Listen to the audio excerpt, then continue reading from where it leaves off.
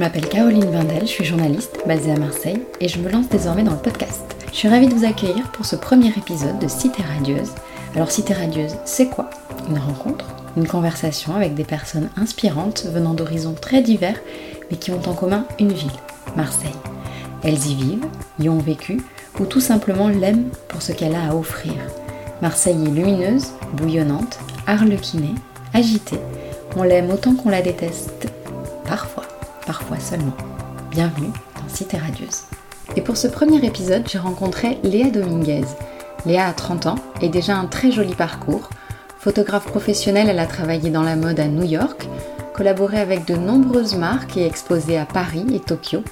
Elle est la fille de Sandrine et Patrice Dominguez qui lui ont transmis le goût de la liberté et de l'audace. Il y a 2 ans, elle a ouvert un coffee shop à Paris, au cœur du marché aux puces de Saint-Ouen, avec son mari, Thomas.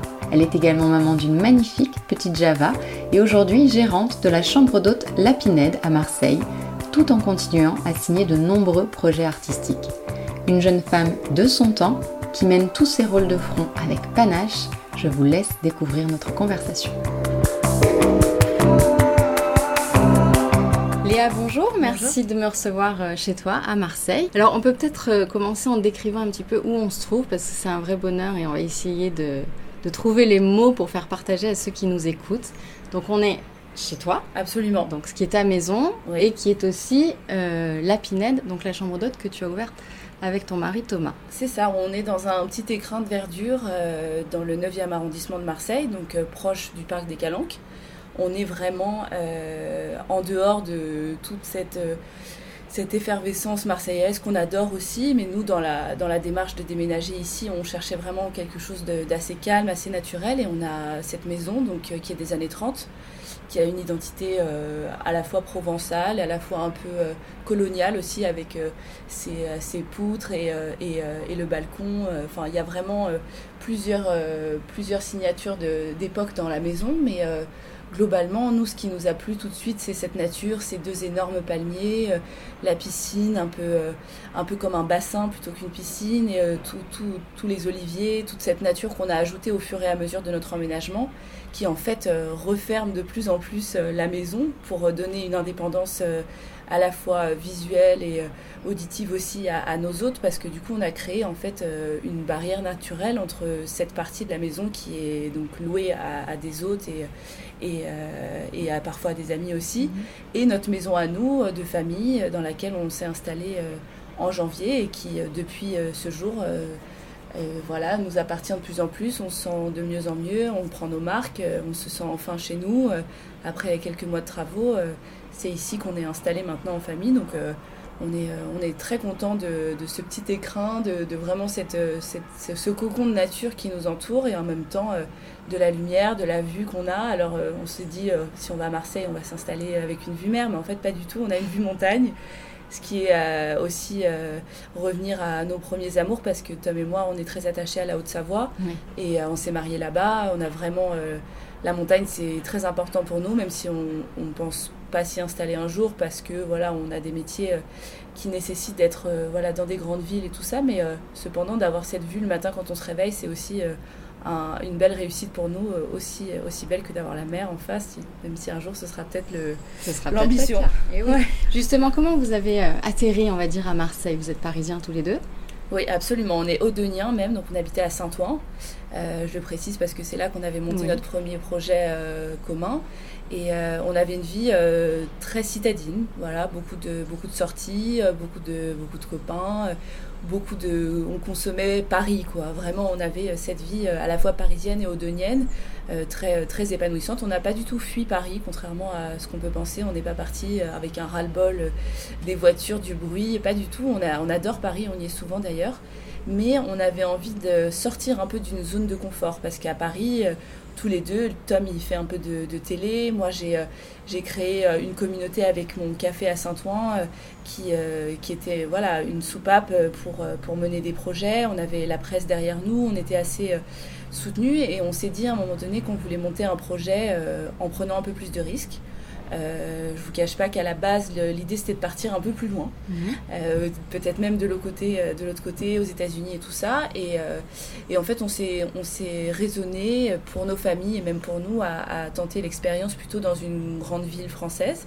Et le calcul a été assez vite entre Bordeaux, Lyon et Marseille. Et en fait, déjà, moi, je voulais absolument la mer.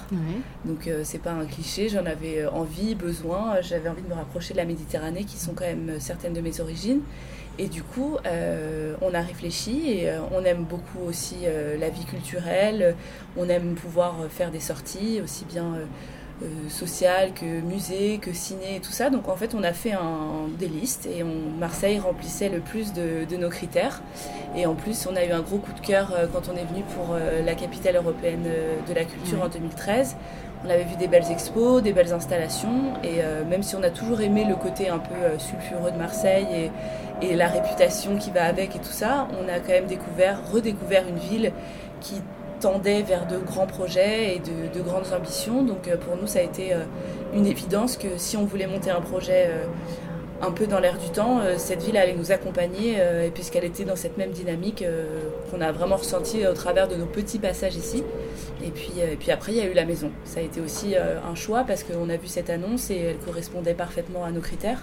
Donc à la fois d'installation, de style, de quartier, et elle offrait la possibilité de faire la Pinède. Donc voilà, tout ça a fait que notre petit dossier sur Marseille a grandi et c'est devenu une évidence pour nous de s'installer ici. Donc vrai coup de cœur pour la maison, vous en y avez vu beaucoup c'est la seule qu'on a vue. C'est la seule que vous avez vue, ça c'est drôle. À distance c'était difficile, on a envoyé sur des sites internet et puis on a les parents de Tom qui vivent à 1 heure d'ici, donc on les a envoyés visiter celle-ci. Et je m'en réfère à leur capacité de se projeter et tout ça, parce qu'ils sont eux-mêmes dans des démarches de réhabilitation, de chantier, de construire des maisons, donc je leur ai fait confiance, ils nous ont dit ça vaut le coup, vous devriez prendre un train et descendre. Et pour l'anecdote, je ne pouvais pas descendre parce que j'avais trop de travail, c'est Tom qui est venu et on a signé la maison chez le notaire, je ne l'avais pas vue en vrai encore. Ah oui, confiance totale. Aveugle et totale en Thomas. Voilà, et c'est une belle histoire. La première fois que je l'ai vue, c'est presque le jour où on a eu les clés, donc pour moi c'était tout ou rien, quoi. Il n'y avait pas de... Il fallait que je m'y fasse et que je m'y prépare parce que c'était engagé. Et pour la seconde anecdote, le jour où on a eu les clés, il pleuvait. Enfin, c'était un temps horrible, il pleuvait. Donc pour moi, ça a été un peu un choc. Mais finalement, avec 7 mois, 8 mois de recul, c'était... Pas de regret. Non. Alors, je le disais dans ta présentation, un très joli parcours pour une jeune femme comme toi. On sent beaucoup d'envie, d'ambition, d'audace en toi. D'où vient cet aspect de ta personnalité ? Je pense qu'elle vient de ma force d'adaptation en fait. J'ai des parents qui sont eux-mêmes entrepreneurs, journalistes, présentateurs, organisateurs, enfin qui ont toujours eu c'est comme nous, Tom et moi, ce côté multifacette, un peu couteau suisse.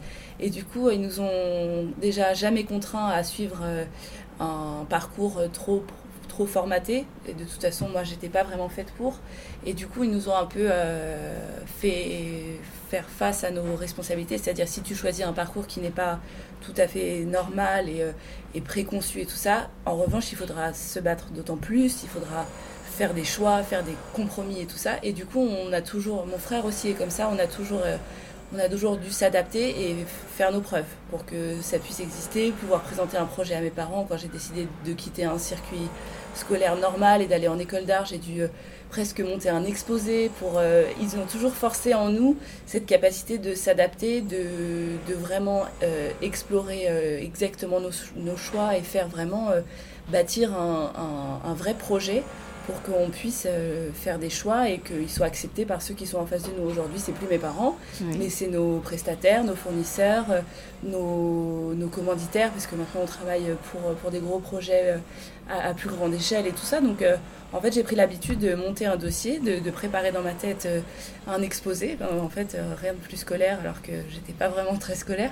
Mais du coup, j'ai pris l'habitude d'expliquer très clairement et simplement les projets qu'on allait mener avec Tom. Même je me les explique à moi, en fait on se les explique, et en fait on s'est donné comme ligne de conduite dès lors qu'on en parle, on va jusqu'au bout.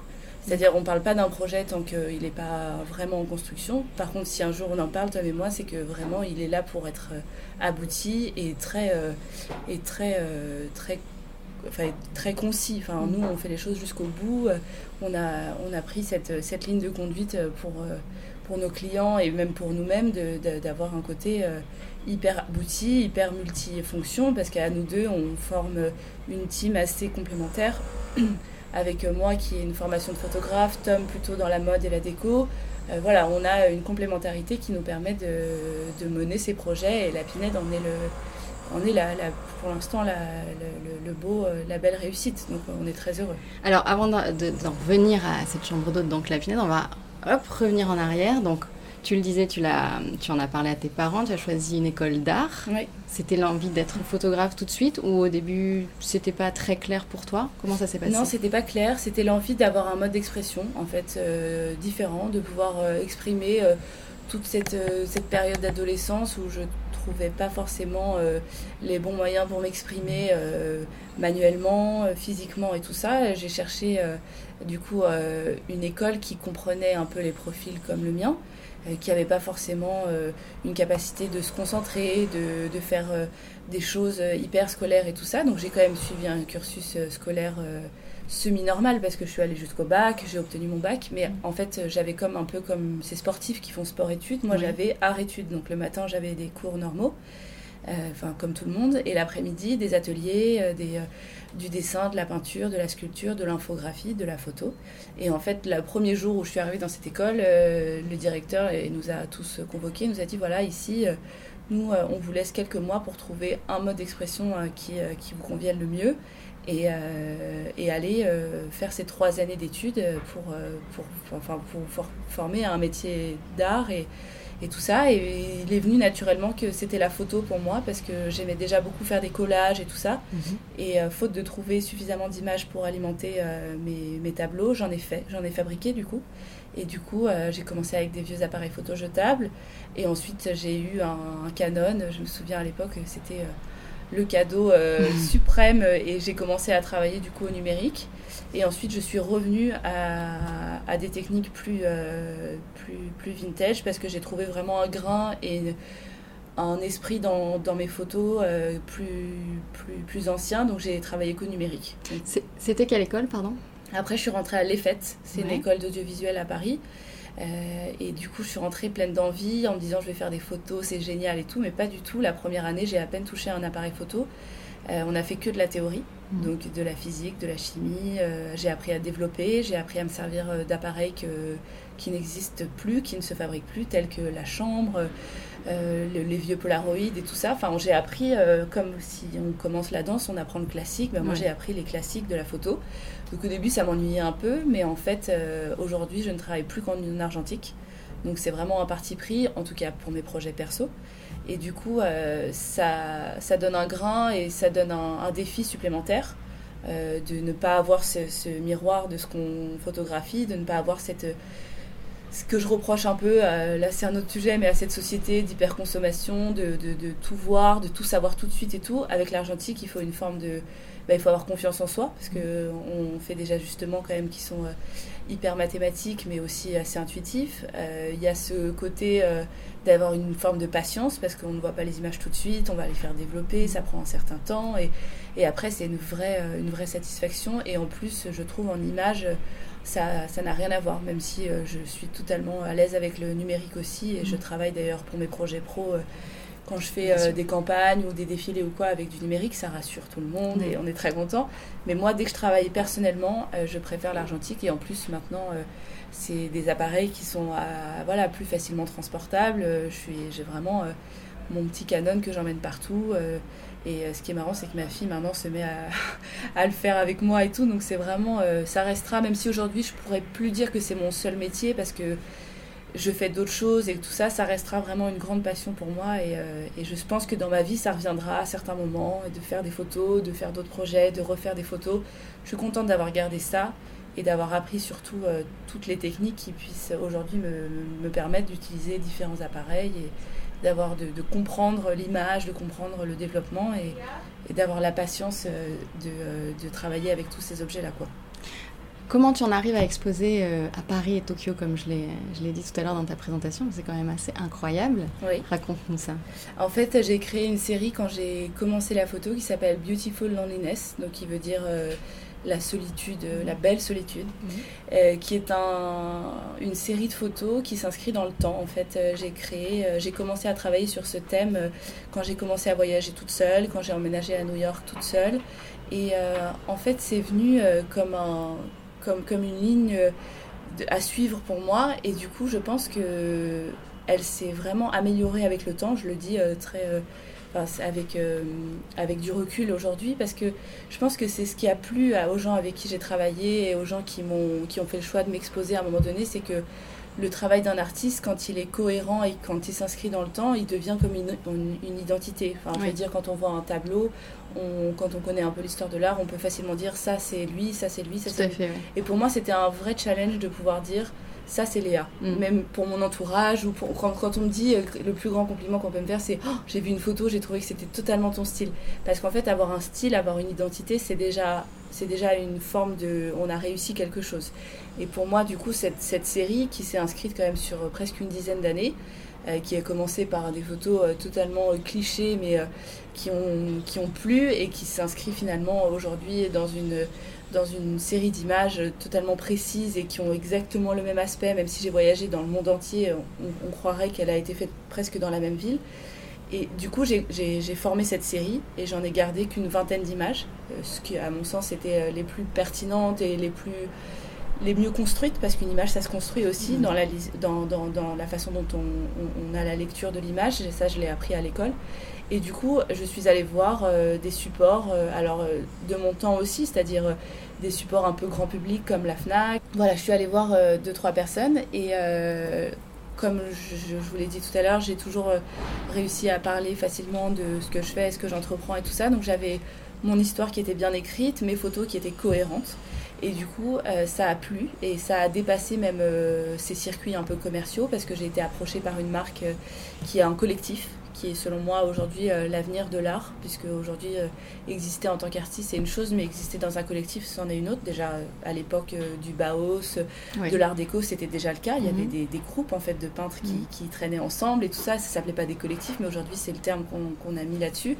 Mais en fait c'est magnifique, c'est pas un métier très personnel l'art, enfin même si la démarche l'est. En fait après, exister avec d'autres artistes c'est quand même super, d'avoir une cohérence ou une complémentarité. Et du coup je suis rentrée dans ce collectif, et ce qui m'a donné accès aux lieux comme le Bon Marché typiquement, qui est un lieu iconique de Paris. Donc pour moi c'était une super expérience. Et Arcurial aussi, qui est un lieu, une plaque tournante de l'art à Paris, par ses ventes aux enchères, par ses collections privées. Et du coup j'ai eu accès à ces endroits-là, qui sont l'étape d'avant les galeries, je pense, donc qui sont presque plus intéressantes, parce qu'elles touchent un spectre de public qui est plus large que le simple intéressé qui va dans une galerie pour voir quelque chose de précis et tout ça. Et du coup, j'ai joué un peu de ma jeunesse, donc j'ai travaillé aussi avec une marque qui faisait des t-shirts sur lesquels ils imprimaient mes photos. Et ça, quelqu'un de plus âgé ou qui a une expérience de la photo un peu ancienne m'aurait dit mais ne fais pas ça, c'est un peu dénaturé tes images et tout ça. Mais en fait pas du tout, ça m'a totalement rendu service, ça a donné de la vie à mes images. Un jour j'ai vu dans un festival de musique quelqu'un avec le t-shirt avec mon image, et j'en étais hyper émue. Je me disais en fait voilà, c'est les images aujourd'hui, on en voit trop, on n'en voit plus vraiment, et du coup il y a un espèce de mélange de trop d'informations. Tout le monde est devenu photographe avec les iPhones, avec les téléphones, les iPads et tout ça. Et du coup, nous, photographes, on doit se redoubler d'efforts pour créer des séries cohérentes, avoir une écriture, écrire une histoire en fait. Et comme je l'avais fait avec beaucoup de temps, beaucoup de voyages, beaucoup d'énergie et tout, je pense que ça a plu. Et du coup, je me suis retrouvée dans des galeries, et j'ai même une fois traversé le monde toute seule jusqu'à Tokyo. Parce que là aussi, j'étais englobée dans une bande d'artistes qui avait ouvert une boutique à Shibuya. Et du coup, j'ai pris l'avion toute seule, et je me souviendrai toute ma vie. Je suis arrivée, je suis allée jusqu'à mon hôtel, et j'ai pris tout de suite un métro pour aller voir l'expo. Et c'était dans un grand magasin, un peu comme le Bon Marché, mais à Shibuya. Et je suis montée dans un escalator, 2, 3, parce que c'était immense. Et je me souviens, dans l'escalator, avoir vu à un moment donné ma photo apparaître, parce qu'il y en avait 2, 3. Et là, ça a été Quelle l'émotion émotion. totale. Ouais, parce que j'avais J'imagine. 21 ans, 22, Ouais. 22 ans, je crois. Et j'étais de nouveau toute seule sur la route et tout, mais cette fois, ça avait un but et ça avait du sens. Donc je suis hyper contente. Donc j'ai consolidé cette histoire-là qui existe toujours. C'est toujours la trame de mes photos. Sur mon site internet, c'est toujours cette histoire que j'écris, même après 10 ans. Donc c'est bien, je pense que je resterai toujours dans ce thème-là, hyper nostalgique. J'ai un esprit un peu vintage dans mes choix de déco, de vêtements et tout ça. Donc dans mes choix de photos, c'est une évidence aussi. Donc c'est ça en fait le style Léa Dominguez. C'est ça. Ouais. Ouais, Tu c'est le un définirais comme ça. peu d'être né, peut-être pas à la bonne époque, d'être un peu intemporel et de travailler avec des techniques qui collent plus à l'époque dans laquelle je m'inspire. Donc pour créer une forme d'ambiguïté, quelqu'un qui voit mes images pourrait penser qu'elles ont été prises dans les années 50, 60. Et c'est exactement le but en fait, de créer une ambiguïté entre l'image, le thème, le sujet de l'image, avoir un côté très intemporel parce que pour moi c'est assez important de pouvoir jongler entre les techniques d'aujourd'hui et les techniques anciennes, plutôt argentiques. Et du coup, mes images s'en inspirent énormément. Alors tu parlais de Tokyo, voyage seul, tu as traversé Oui. le monde toute seule. Le voyage, les voyages en fait restent une grande passion Totalement. pour toi et ton mari Thomas d'ailleurs, je Oui, crois. le pauvre, il a dû adhérer à cette passion et je Le le pauvre. trimballe partout. Mais avant d'être avec Tom, je voyageais toute seule et ça a été très exaltant pour moi, au grand souci de mes parents évidemment.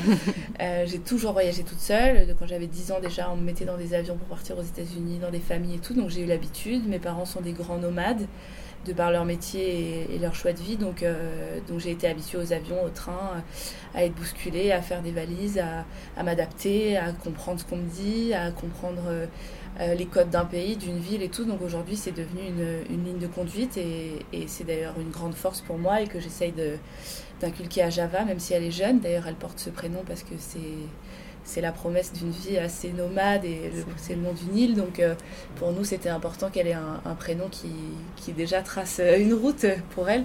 Et du coup, le voyage, c'est totalement vital pour moi au sens propre. Je pense que si je devais arrêter de voyager, ça me rendrait peut-être très triste et c'est très épanouissant. Donc maintenant, je construis mon année je travaille, je bosse vraiment beaucoup, on mène des projets et après on part maintenant avec Java. Donc ça y est, on est parti pour le premier voyage avec elle. On a fait un road trip au Canada, c'était incroyable. Mais avant ça, il y a eu tous mes voyages solitaires qui m'ont appris beaucoup de choses, qui m'ont fait comprendre plein de choses sur moi et sur le monde, sur la vie. Sans rentrer dans les clichés, c'est vrai que j'ai voyagé beaucoup en Amérique du Sud, en Asie et tout, donc forcément ça renvoie une culture et un mode de vie qui est totalement différent d'une autre. En plus, j'ai eu une enfance et une vie assez privilégiée, donc pour moi c'était très bien de voir le monde et de le comprendre. Et après, bien sûr, est venue la photo, donc ça a eu d'autant plus de sens, parce que j'étais un peu reporter du monde avec mes séries de photos, et j'ai voyagé dans des pays qui collent bien à ce thème de la solitude et tout ça, et du fait d'être seule aussi, ça amplifiait forcément cette histoire. Et puis après, il y a eu Tom qui est arrivé dans ma vie et c'est devenu une évidence qu'il fallait à la fois que je garde aussi mes voyages solitaires, mais que je sois aussi capable de voyager avec lui et qu'il soit capable de voyager avec moi. Donc je lui ai brisé un peu ses codes lui aussi. Je l'ai emmené dans des maisons dans des petits hostels au Cambodge, au Vietnam. Enfin, il a découvert avec moi une autre forme de voyage et il y a totalement adhéré. Donc depuis, on a fait pratiquement le tour du monde. Il nous reste encore l'Inde. Et ça, c'est le grand projet quand on pourra le faire, avec ou sans Java. Parce que Java est petite encore quand même. Java est petite, elle a 2 ans et elle a déjà fait pas mal de voyages avec nous, et New York, Montréal, tout le Canada et tout. Donc elle s'adapte très bien et ça la rend très heureuse de voyager. Et surtout, on a remarqué que quand on voyage avec elle, elle change beaucoup pendant les voyages. Elle franchit des étapes pendant nos voyages à chaque fois, donc c'est assez bouleversant pour nous à chaque fois. Et du coup, voilà, là on prévoit un voyage en mars. On va faire un grand voyage dans le centre des États-Unis, un peu wild, et avant qu'elle rentre à l'école, parce qu'on sera quand même de bons parents qui sont sérieux sur ce rythme-là et tout. Mais c'est le projet quand même de la faire voyager tous les ans sur un mois pour qu'elle découvre le monde. Et plus elle grandira et plus on pourra rentrer dans des pays moins confortable Bien pour sûr, elles. moins Donc facile d'accès aussi. Mais on fait ouais. en fonction. Donc c'est un peu la récompense d'une année de travail à chaque fois. On te sent très, très dynamique, pleine de panache, pleine d'envie. Alors j'ai lu quelque chose d'assez drôle sur le site de Fli, donc c'est le coffee shop que tu as créé à Saint-Ouen. L'idée est née d'une envie personnelle. Habitant le quartier depuis peu, nous rêvions d'un endroit comme celui-ci pour boire un café, se poser le temps d'une heure, une après-midi, chiner, travailler. Ne l'ayant pas trouvé, on a décidé de le créer. C'est très drôle ça, parce que ça a l'air tellement simple dit comme ça. Ça n'existe pas, je le crée. Donc ça, c'est un autre aspect de ta personnalité qui est hyper intéressant, je trouve. Ouais. Raconte-nous, du coup, ça s'est vraiment fait comme ça ? Ah vraiment, ça s'est vraiment fait comme ça. Ça n'a pas du tout été aussi facile que de le dire. Mais au travers de nos voyages, justement, j'ai eu l'occasion seule et avec Tom par la suite de découvrir tous ces endroits qui ne sont pas codifiés. Donc ils sont ni un café, ni un restaurant, ni une librairie, ni une boutique, mais qui sont tout ça à la fois. Un lieu sans code où on peut arriver à n'importe quelle heure, habillé comme on veut, même en pyjama, pour juste consommer ou pas, passer un moment, écouter un peu de musique, sentir des bonnes odeurs, faire des rencontres, venir seul, accompagné. On a adoré tout ça dans nos voyages parce que comme on était tout le temps dans des décalages horaires, envie de manger là maintenant, envie de boire un café, envie d'avoir une bonne connexion internet, on aimait ces endroits rassurants. Pour moi, c'était le maître mot de Fli, c'était un endroit qui soit rassurant et pour tout le monde, pour tous les âges, pour toutes les nationalités. Et on a vu ça beaucoup à Buenos Aires, à Brooklyn, à Los Angeles, dans nos voyages. On s'est aperçu qu'il existait ces endroits.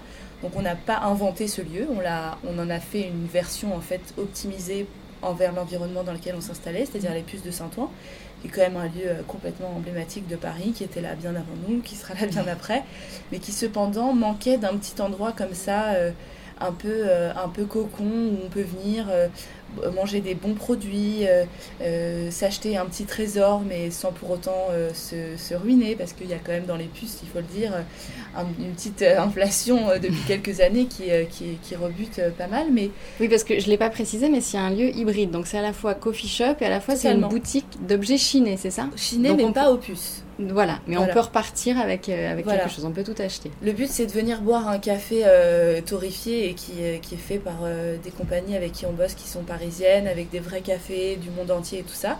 Donc de boire un café, de manger une part de cake faite maison aussi, et d'avoir un coup de cœur pour la vaisselle dans laquelle on vous la sert, où on a tout un mur de boutique avec des céramiques qu'on fait faire pour Fli, des coussins qu'on fait nous-mêmes, des bougies que je fais moi-même, enfin tout un panel d'objets uniques et qui racontent tous une histoire, qui ont tous une petite identité, soit visuelle, soit graphique et tout ça. Et en fait, d'avoir cette complémentarité entre je viens m'offrir une petite bougie mais je me pose boire un café, ou alors je viens bruncher mais je craque parce que depuis une heure elle est sous mon nez sur une lampe que Tom a fabriquée. Donc en fait, on avait en plus dans le business model cette complémentarité d'un moment passé dans un lieu où on peut repartir avec un morceau du lieu littéralement, parce qu'on a déjà vendu les chaises sur lesquelles les gens sont assis. En fait, on a écrit en grand, ici tout est à vendre sauf Java, parce que Java est né en même temps que le projet. Ah oui. Et du coup, elle était souvent dans la boutique avec moi et c'était un peu la blague. Et du coup, on a écrit ça et c'est vrai, vraiment vrai. On peut repartir avec une ampoule, un luminaire, tout en fait. Et du coup, ça plaisait beaucoup aux gens, c'était assez ludique et assez audacieux.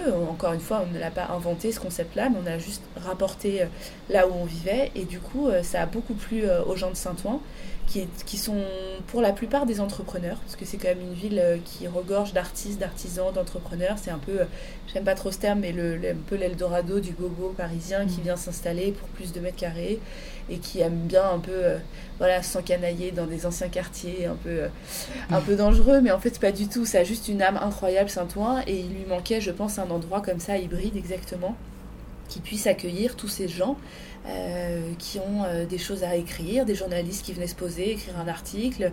On avait même des musiciens qui venaient parfois avec leur console et qui créaient de la musique. Enfin, on a créé ce lieu parce que c'était notre rêve, et en fait il est devenu exactement ce qu'on espérait. On a rencontré exactement les gens qu'on espérait rencontrer. On pensait devoir aller chercher, parce qu'on avait un parti pris de changer un peu tous les mois la déco, on pensait devoir aller chercher tout le temps des artistes, des artisans, et en fait ils sont tous venus à nous. Et ça a été la réussite, la consécration pour nous. On recevait des profils, les gens venaient avec un book sous le bras, mais vraiment, on a créé un petit collectif d'artistes et d'artisans. C'est ce que je disais tout à l'heure. Je crois vraiment, moi, en une espèce de bande d'artistes qui collaborent, qui échangent et qui existent ensemble. Donc, c'est exactement ce que FLI est devenu. Et l'union fait la force. C'est ça. Et est-ce qu'on a une petite chance, ça c'est la Marseillaise qui c'est une question très intéressée, que vous dupliquiez ce modèle à d'autres villes, Marseille évidemment, oui, ou d'autres? En l'occurrence, c'est le projet initial de notre venue à Marseille. Donc, on est en ce moment on s'est associé avec notre meilleur copain d'enfance, même si beaucoup diront que s'associer avec les copains, c'est pas une bonne chose. Nous, on l'a fait. L'ambition, là, vraiment, puisque maintenant la Pinède est totalement terminée, c'est de trouver le local idéal dans Marseille pour dupliquer ce projet. Qui s'appelle FLI Curiosity and Coffee. Donc, Curiosity au sens, on a repris un peu le terme cabinet de curiosité, parce que nous, en déco, et c'est ce qui nous inspire le plus, on adore les trucs super chargés, où il y a toute une histoire, on a envie de regarder pendant 20 minutes tout un mur rempli de vieilleries, un peu comme chez les grands-parents, mais de façon un peu plus audacieuse. Et du coup, le but, vraiment, c'est d'appliquer ce projet, même si ici...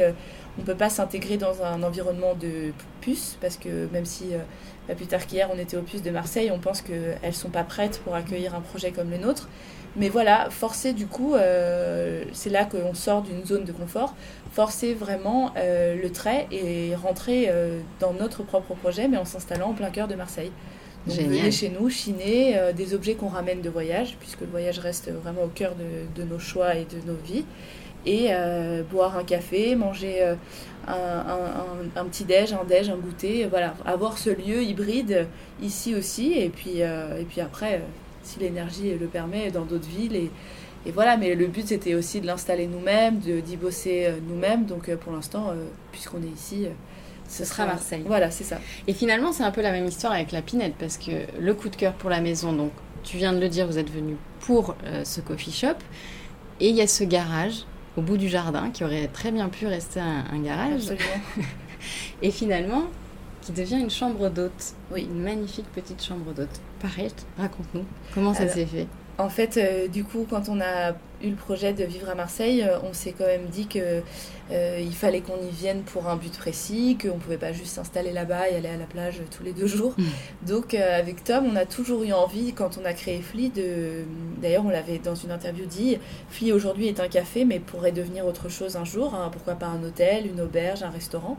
Et en fait, on s'est dit, mais pourquoi pas créer l'expérience FLI sous forme de nuitée.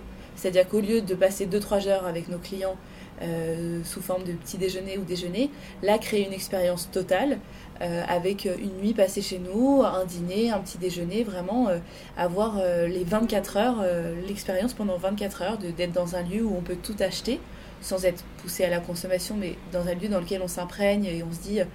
Bon bah ça je le trouve chouette, je peux repartir avec ce service-là, les draps, les oreillers, enfin tout est envisageable. Et du coup quand on a vu cette maison et qu'on a vu qu'elle avait un garage un peu à l'abandon, on s'est dit mais en fait c'est la maison idéale parce que elle permet ce projet à petite échelle, parce que pour nous c'était quand même un challenge de rentrer dans des codes un peu presque hôteliers. C'est pas du tout notre métier ni notre formation, personne de nos familles en plus n'a la connaissance de cet univers-là, donc on a dû quand même se cadrer, s'organiser sur ce projet. Et du fait qu'il y ait une chambre unique, ça redoublait en fait l'expérience, ça la rendait exclusive, très, très personnelle, parce qu'on fait des rencontres, c'est assez intime, on est dans un jardin qui fait pas 3 hectares, donc on a vraiment une rencontre avec les gens qu'on reçoit. Et du coup on s'est dit c'est les proportions idéales pour tenter l'expérience, pour faire, comme on aime bien dire, et on l'avait dit pour FLI à Saint-Ouen, un joli brouillon. Parce qu'en fait, l'ambition, peut-être dans quelques années, ce serait d'avoir un terrain et de pouvoir décupler le projet. Mais il fallait vraiment qu'on s'imprègne des codes hôteliers, enfin plutôt maison d'hôte que hôtelier, mais de tous ces codes de réception, de constance, de recevoir les gens chez nous. C'est quand même assez intime, on a une petite fille, on a notre vie. Et voilà, et aujourd'hui, on a passé le premier été, donc du coup, c'est Je pense qu'on a passé le plus dur. Ouais. Et ça ne désemplit pas en plus, Non, pas du tout. Ça ne désemplit pas. On a souvent des doubles, triples demandes sur certaines dates. Donc c'est une super nouvelle pour nous. Je pense qu'il y avait une place à prendre à Marseille avec ce projet. Même s'il y a une offre sûrement très sympa, on ne les connaît pas tous, mais de maisons d'hôtes, d'hôtels et tout. Sur un positionnement très déco, un peu bohème, un peu vintage et tout ça, je pense qu'on est on a un petit monopole sur lequel on surfe aujourd'hui. Et en plus de par l'emplacement dans le parc des Calanques, on a vraiment un attrait nature et sportif. Enfin voilà, on attire une clientèle quand même assez motivée par les randonnées, les balades et tout. Et à la fois, enfin c'est pas surprenant, mais de par la distance avec le centre de Marseille, on pensait qu'on n'aurait pas les simples touristes et tout, mais en fait si, je pense qu'il y a de plus en plus de gens qui veulent des expériences exclusives, qui veulent vivre un moment, parce que les hôtels c'est très bien, c'est codifié, c'est tous les mêmes dans les grands groupes et tout ça, mais aujourd'hui je trouve qu'on est de plus en plus en demande d'expérience, de vivre un moment unique, d'avoir une attention personnelle, parce que quand on rentre chez nous, il y a un petit board et il y a écrit les prénoms de chaque personne qui vient dormir ici. Soit on se débrouille pour les avoir en fouinant sur les réseaux sociaux, soit les gens nous les donnent en réservant. Donc on met, quand il y a des enfants, on sort le Kids Kit, donc c'est un kit pour les enfants pour jouer. Enfin, on a pris en fait à travers tous nos voyages, toutes les expériences sympas qu'on avait eues en tant que parents, en tant que couple et même avant en tant que célibataire. Et on a tout repris et on a fait un pot avec ça et on en a rendu une chambre assez hyper attentionnée. En fait, comme chez Fli, c'était de la bienveillance, un lieu rassurant où la literie est exceptionnelle parce qu'on l'a choisi dans une charte vraiment d'hôtel et tout ça. Il y a plein de petites attentions, il y a des chargeurs déjà branchés, il y a un ordinateur avec tous les comptes sympas pour regarder des séries s'il fait mauvais, il y a toute une cuisine équipée, une salle de bain, une jolie terrasse, enfin il y a vraiment tout ce dont on a besoin aujourd'hui pour passer un bon moment, même une nuit ou une semaine. Et les conseils, parce que je trouve ça toujours très épatant, les néo-marseillais finalement vendent mieux Marseille que les Marseillais installés là depuis des années. C'est vrai. Tu es arrivé, enfin vous êtes arrivé là il y a même pas un an. Non. Je pense que vous connaissez la ville mieux que beaucoup de Marseillais. Si, je vous assure. En termes de conseils, de visites, de choses à faire, comment vous orientez vos clients ? C'est vrai qu'en tant que néo-marseillais, on a beaucoup consommé Marseille depuis qu'on est ici parce que pour nous, c'est un peu comme un long voyage en fait. On découvre tout, on teste tout est une découverte, parfois une bonne surprise, une mauvaise surprise. On avait eu beaucoup de sons de cloche sur certains quartiers, sur l'implantation de notre lieu aussi. On nous a dit tout et rien et on s'est dit en fait on va se faire tout simplement notre propre idée. Donc il y a plein de choses qu'on nous avait recommandées, qu'on a moins aimées, d'autres qu'on nous avait décommandé, par exemple les puces, et on a adoré. Enfin, on s'est fait vraiment notre propre carnet d'adresses et on la met à disposition de nos hôtes sous forme de téléphone. On leur prête un téléphone quand ils arrivent qui permet de localiser en fait via 2 applications tous nos spots préférés, classés par resto, plage, musée, boutique, enfin tout est rangé par couleur et très codifié parce qu'on a beaucoup de clients étrangers, donc on a simplifié les choses pour que tout le monde comprenne. Et du coup, on propose à nos hôtes de vivre un peu l'expérience que nous on a vécue depuis 8 mois en étant néo-marseillais. Et on leur recommande des endroits qui sont pour certains totalement clichés, typiquement c'est incontournable pour nous d'aller boire l'apéro au Vallon des Aufs, mais je trouve que quand on arrive à Marseille et qu'on n'est pas bien renseigné, on peut totalement passer au-dessus, littéralement, parce que c'est en dessous du pont, oui. Et ne jamais savoir qu'il y a ce lieu qui pour moi est magique, et je ne m'en lasse pas du tout, à la fois pour me baigner, pour aller boire un verre au club là où il y a les paddles, pour boire un verre chez Fonfon, chez Jeannot, enfin on adore ce lieu, c'est peut-être cliché et tout ça, mais on trouve que beaucoup de gens passent à côté, ou littéralement au-dessus, et que c'est dommage. Et pareil pour tous les lieux qui sont en dessous de la corniche, donc à la fois les plages, les restaurants, les puisettes, le petit pavillon, le bistrot plage, enfin on aime en fait ce côté marseillais un peu de béton mélangé à de l'eau turquoise. J'aime bien cette complémentarité qui parfois pour certains sont complètement dénués d'esthétisme. Pour moi au contraire ça l'est totalement. C'est totalement esthétique, c'est un peu désuet et j'adore ça. Ça se retrouve dans mes photos d'ailleurs, donc pour moi c'est aussi une ville très photogénique. Et du coup on recommande ça. On est pile à la distance entre Marseille et Cassis, donc il nous arrive aussi de recommander des lieux dans Cassis parce que c'est une jolie balade. Et puis après à Marseille, il y a des lieux qui nous touchent énormément, c'est les Goudes. On aime ce côté lunaire, on aime la route qui mène là-bas.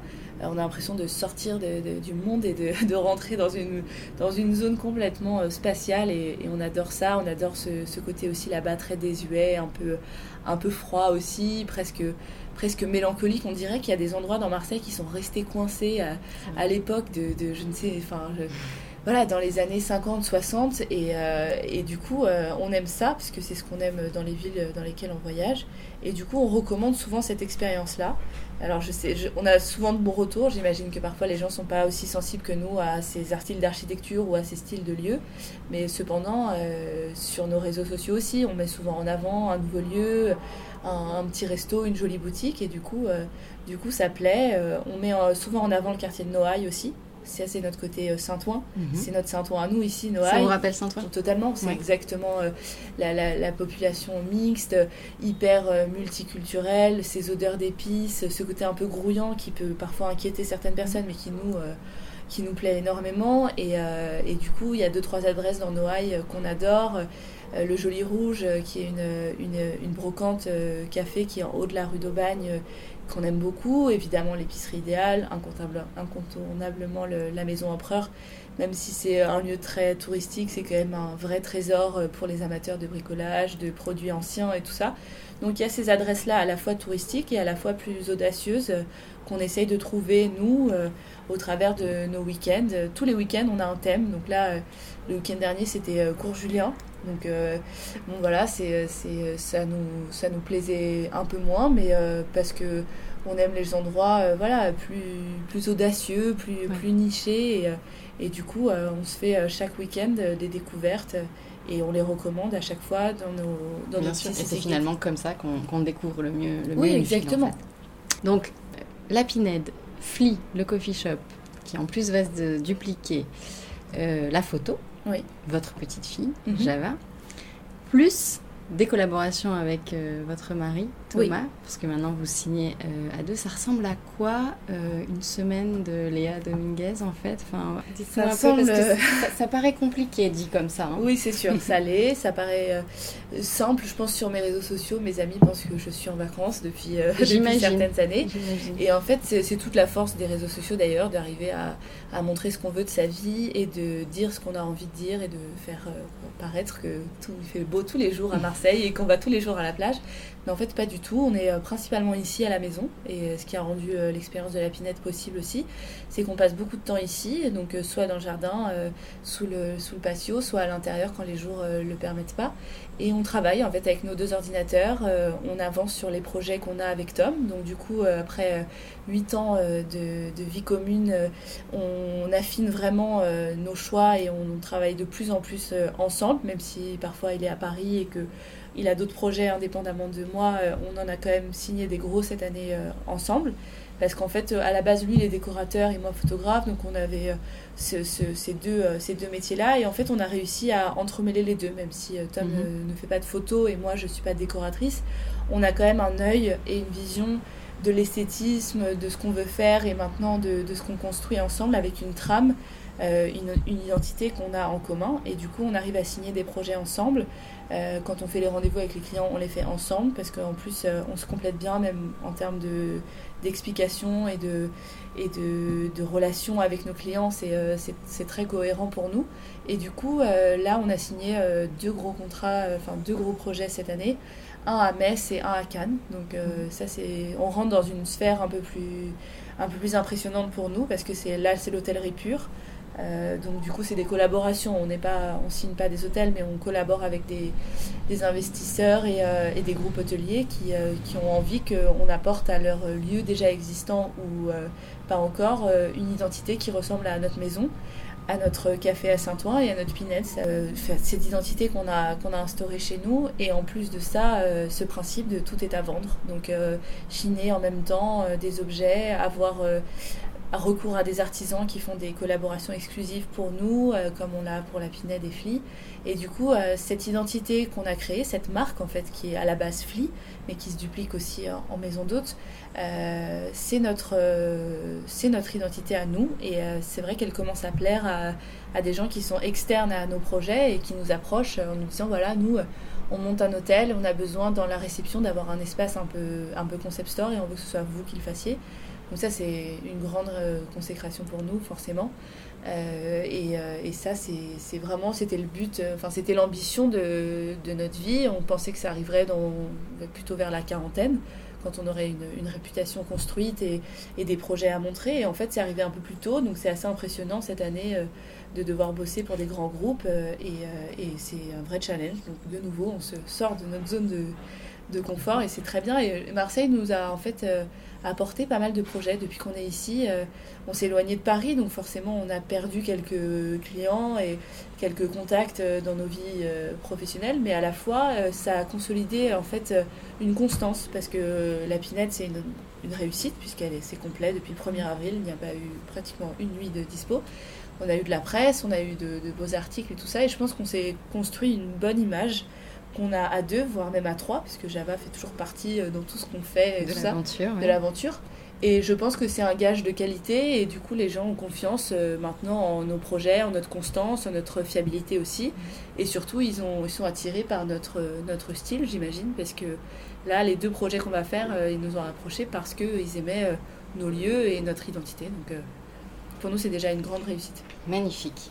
Bravo. On va terminer cet entretien. Je voulais te demander, comment définirais-tu Marseille en un mot ? Et puis, en fait, je t'ai écouté, ta passion, c'est quand même la photographie, donc peut-être en une image, si tu préfères. Un mot ou une image pour décrire Marseille ? Alors, si je devais donner une image dans celle que j'ai faite, vraiment, c'est justement ce lieu que j'aime bien, c'est le bistrot plage. Donc, c'est vu du dessus, ce béton hyper lisse et ces transats orange vraiment... comme enflammé un peu, vraiment, et cette mer turquoise. Parce qu'en fait, c'est exactement les 3 aspects de Marseille. C'est la mer, qui est magnifique ici, je trouve. Le feu, vraiment. Je trouve qu'à Marseille, il y a le feu. Les gens sont passionnés, ils sont intenses. On adore ça. Ils ont vraiment cette ferveur dont on manquait à Paris, ce côté hyper... presque sanguin un peu parfois, à nos dépens, mais cette intensité qui nous plaît dans leur façon de parler et tout ça, et à la fois ce béton qui est cette ville, quoi, la cohabitation entre la roche et le béton, qui pour certains est d'un très mauvais goût, mais pour moi un grand esthétisme. Et c'est l'histoire de Marseille, parce que ça s'est construit, voilà, il y avait le panier, il y avait toutes ces jolies petites maisons, et puis après il y a eu les années 70, tous ces buildings qui sont montés, qui vont pas disparaître, mais qui font partie de Marseille et de l'identité de Marseille. Donc c'est exactement les 3 aspects que j'aime ici et qui nous ont fait venir vivre ici. C'est très très beau, parce qu'en très peu de temps tu as vraiment bien saisi cette ville, et ça fait vraiment plaisir. Ah bah tant mieux. Merci beaucoup Léa. De rien, avec plaisir. Voilà, j'espère que cette discussion vous a plu. Pour en savoir plus et aller un peu plus loin, vous retrouverez quelques liens et références juste sous l'épisode. N'hésitez pas également à me laisser quelques commentaires et à me retrouver sur Instagram, Une Femme Française.